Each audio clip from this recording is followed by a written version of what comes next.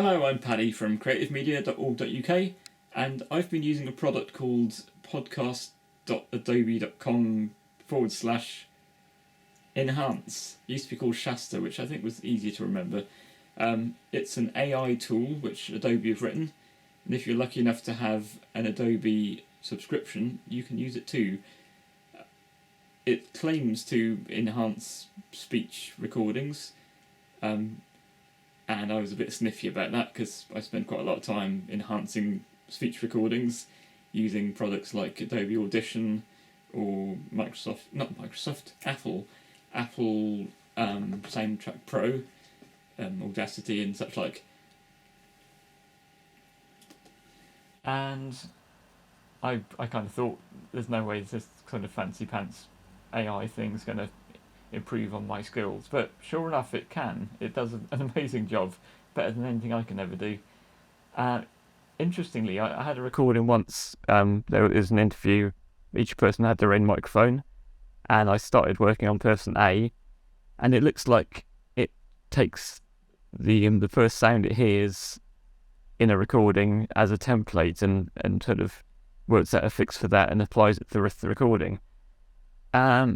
But I found there's some spill from person B onto the microphone of person A, and by the time it had finished with it, I couldn't really tell the difference between person A and person B, apart from I knew that person A had started speaking first, and that was the one that was being enhanced.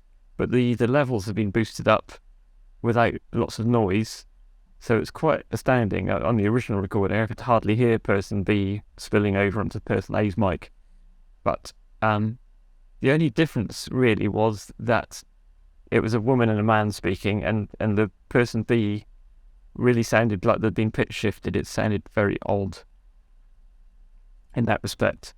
So what I'm going to do is record myself into Audacity and just using the built-in mics on this old Apple MacBook Pro 2011. And I'm not doing a good recording. I've got really low levels. I'm way too far away from the mic. I'm not using a proper mic. No pop screen. I'm not in a properly treated room. There's a bit of background noise. I've got the curtains wide open to let the road noise through. So I want to see how well it can do just on a bad recording. But also, I want to see what it does with singing. Can I use it for singing recordings? Could save me a bit of time. And also, what can it do with instruments like a penny whistle, like a violin, like a drum? What can it do with a bad recording? And lastly, just for fun, I'm gonna get a recording which starts with my voice, but then goes on to be some penny whistle or some violin, and see what it does if it uses my voice as a template to improve the sounds on a violin or a penny whistle or a drum. That could sound quite odd. And if I'm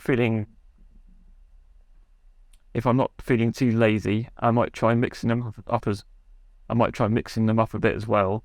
So, for example, using a drum as a template to apply to a voice or to a violin or something. Let's see what happens. So this can do as my recording of my voice, and just to show you what it does to improve my voice.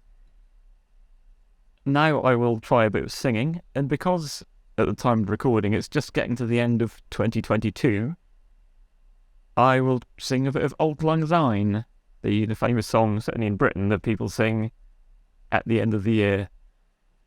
Should old acquaintance be forgot and never brought to mind? Should old acquaintance be forgot for the sake of Auld Lang Syne? For Auld Lang Syne, my friend, for Auld Lang Syne, we'll take a trip, we'll take a cup of kindness yet, for the sake of Auld Lang Syne. Okay, I'll do the same on some penny whistle now.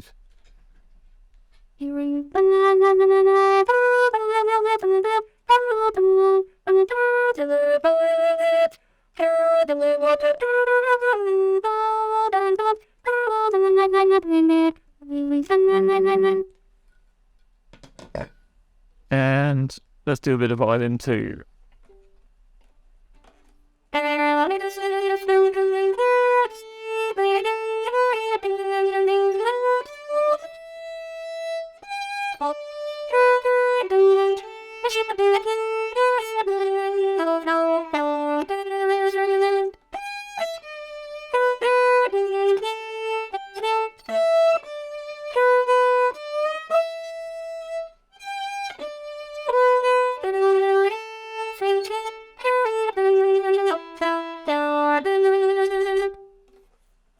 Okay.